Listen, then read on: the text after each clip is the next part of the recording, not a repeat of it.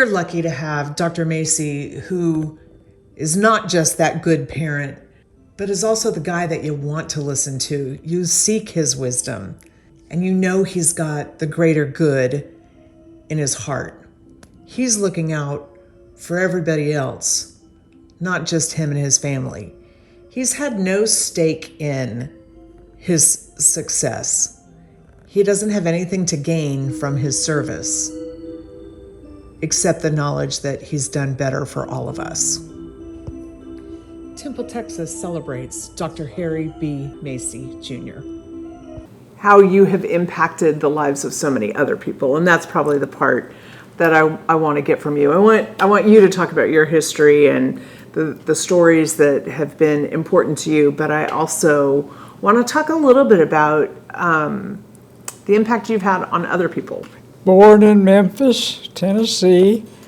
At 9 months, moved to Rochester, Minnesota, because my father was appointed to the Mayo Clinic senior staff orthopedic surgeon.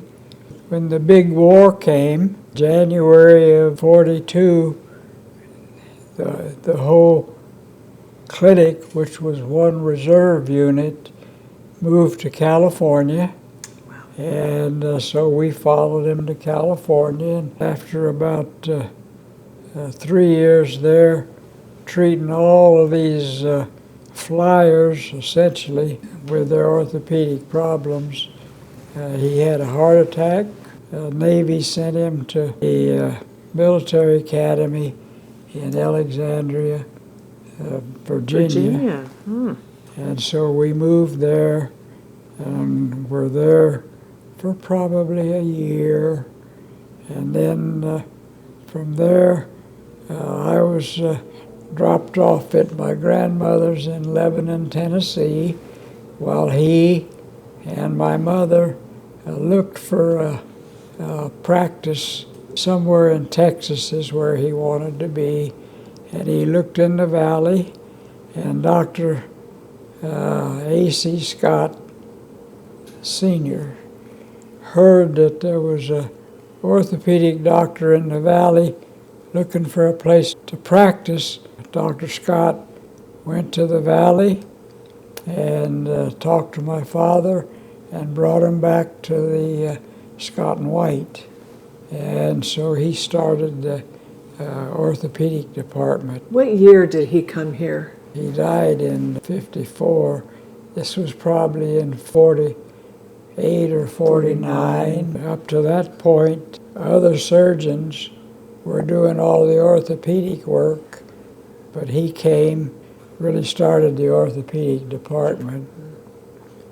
Hired Bob Murray, hired Haynes Brindley. They did all the orthopedics now, and the general surgeons didn't do any. He died at age 46 in 1954. That was a disaster. How old were you at that point? I had just graduated from high school. My mother was alone there. We had a chicken farm, 6 chicken houses, and each one had about 30,000 chickens. So I stayed in Temple and ran that business for a year, and then gradually got out of that and went on to Austin. Well, I was at Temple College during that time too, so I was at Temple College really 2 years, and then to the University of Texas. And then in '54, a young lady said, "I do." And we got married August 29th, and on September 1st, I started medical school in Dallas. How did you meet Marianne? She had an uncle that lived in Temple, and she would come periodically during the summer. And my father used to have children over for chicken suppers and things like that. And so she came on a couple of occasions, and that's when I first met her. Things really heated up. I was in Austin going to school, she just picked up the phone one day and called me and said, "Are you going to Temple this weekend?" And I said, "I am." And she said, "Can I have a ride?" I said, "Absolutely." And that ride sort of solidified things. It wasn't long after that we were engaged and like I say, got married. And the next day you headed off to medical school in Dallas? Right. It was a short honeymoon. So when we got engaged, we went to my mother first and then drove all night back to Jr.has because it's a long drive down there. Yeah. And we're parked outside her father and mother's house down there. And we fell asleep in the car, and her father came out the next morning and knocked on the window and said, "Wake up." And that's when we told them we were going to get married. And they were happy. Oh, yes, Yeah. very happy. Yeah. Especially her mother, that she was going to have a doctor in the family. Yeah. Which was a big deal in Jr.has at the time. Still a big deal. Well, it's still a big deal in Jr.has, you're right. But my mother was not going to come to the wedding, but one of her good friends put her in the car and said, "We're going to the wedding." And so she came and didn't spend the night. And it was an afternoon wedding in the Catholic church. And of course, I'm not Catholic, so, you know, it was a kind of an abbreviated deal. So as soon as the service was over and they had a reception at her father's backyard, and my mother did go to that for a short period of time, and then they brought her back to Temple. But she didn't approve of any of that. Did she ever come around? No. And how long were you married? Well, not very long, just 62 years. And one of the happiest marriages I've ever known. Well, I think so. Yeah. And my daughter Lisa used to go to my mom's house periodically and visit with her, but unfortunately, I never did. You didn't? Just because there was there was a little friction in there, and I mean, we'd go for birthdays or Christmas. Sure. But I didn't make extra. Just to stop by and visit. Like Lisa did. And Yeah. Lisa went, at least once a week to visit with my mother. Lisa's a little bit of the glue in your family, isn't she? Mm-hmm. She is. Mm-hmm. Wonderful, wonderful lady. Mm-hmm. Lisa's wonderful. Love her so much. And we had 4 children.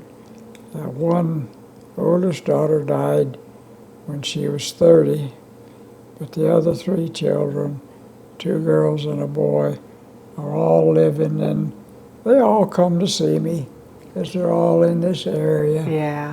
Back when I was a senior in medical school, they had what they call the Berry plan, B-E-R-R-Y plan. Okay.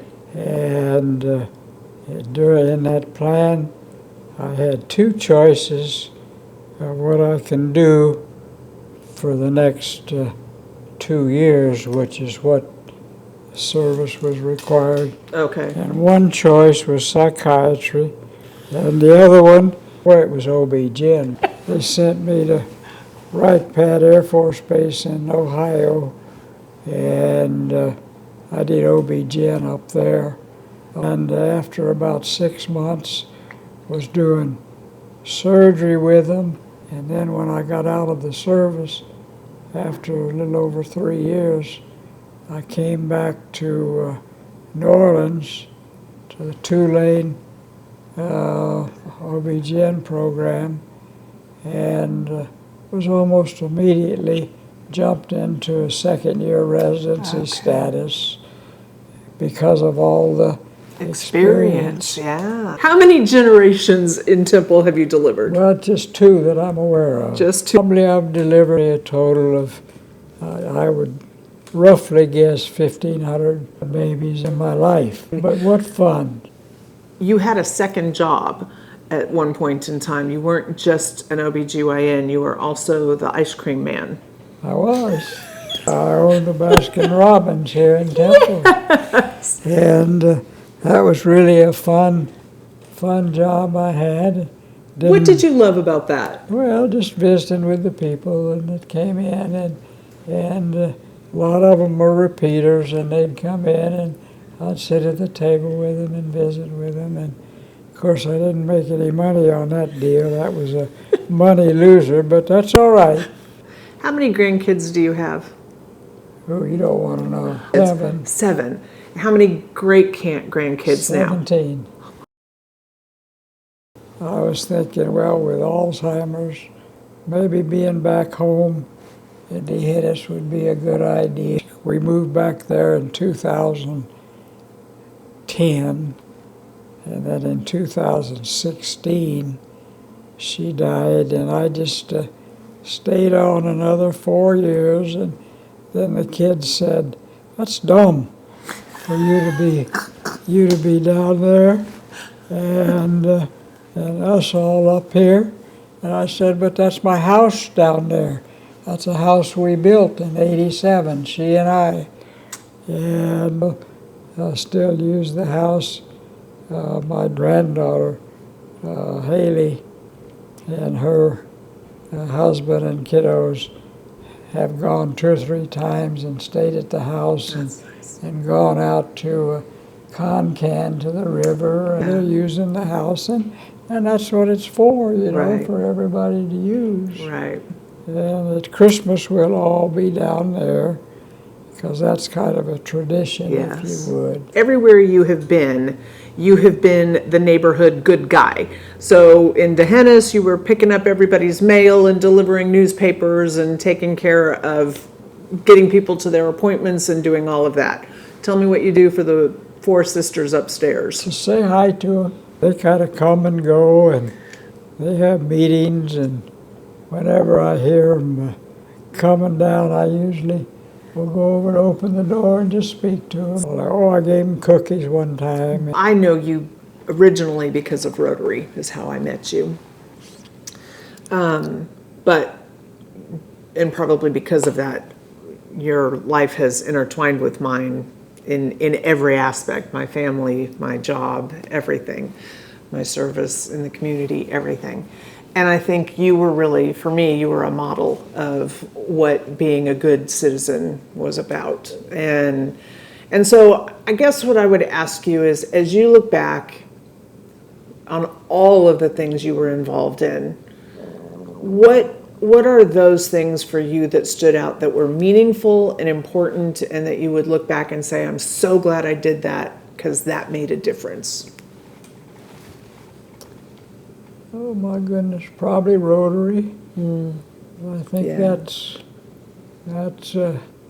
such a wonderful program. And Yeah. of course, I went to Sweden for 4 weeks with a group study exchange. Yeah. That was fun. It was fun. Jack Jones went with me. Yeah. I so enjoy Rotary, and I think it does quite a bit for the community And the world. everything, and the world. Absolutely. Rotary it does give you a chance to make a difference in your community, but it also makes you feel like you're changing corners of the world that you might not otherwise be able to have an impact in. Absolutely correct. Who convinced you to run for district governor? Well, Errol Windland. It was fun to be the district governor. And of course, at that time, I only had 39 clubs, and Marianne and I visited every one of them. Yeah. And that was fun. Marianne would drive, and I would write the report so that it got done. Yeah. Boy, that that was wonderful. She and I worked very well together. Yeah. We really did, and I enjoyed all those visits, all the clubs. They were all so wonderful. Great memories. Bell County Medical Society. Mm-hmm. I was a delegate to the TMA yearly meetings for many years. Jack Weinblatt and I would go. Nobody else was interested. And now they kind of fight for who gets to go, you know. Back then, nobody wanted to go, so Jack and I went, you know. You are so self-deprecating. Doc Macey, every one of these things where you've said, well, you know, it's by default I got it. You know that's not true. You know those are coveted positions, and you've always been willing to serve and always been willing to do the good work. You're just very self-deprecating. I guess. Anyway. Very humble. Anyway, I enjoyed the annual meetings that we had, and I thought it was important that Bell County be recognized, you know. My mother lived in a house on 9th Street, and Newtons lived in the house right next door. And she and I served on the board, and that's where I really met her. And such a wonderful person she is. And I've been to see her a couple of times. Ann Penny and I came on at the same time, served the same number of years, 18 years, because they're all 6-year terms. And Ann Penny and I had a lot of fun, and sometimes she was chair of the trustees, and sometimes I was. Served as chairman of that committee on 2 occasions that I can recall. That was back when Marvin Felder was there. Dr. Mark, I remember telling him that we needed to get off the board. 3 terms is plenty. Finally, I got off the board in 92, I think it was. That was a fun time. And I'm so glad that we got finally the Temple College Foundation going, so that dollars, like in my fund, what do you want to do with those dollars that are probably going to come in on this dinner? Put into my foundation. That's because awesome. I want to build endowment dollars. They can't be spent. The interest from them, I can give scholarships, but not dip into the principles. I think that's so wonderful. Study hard. Don't play around. They're in school to learn. It's a great college. You know, you got great teachers. Learn all you can. And Temple College is where my heart is. Yeah. Absolutely is.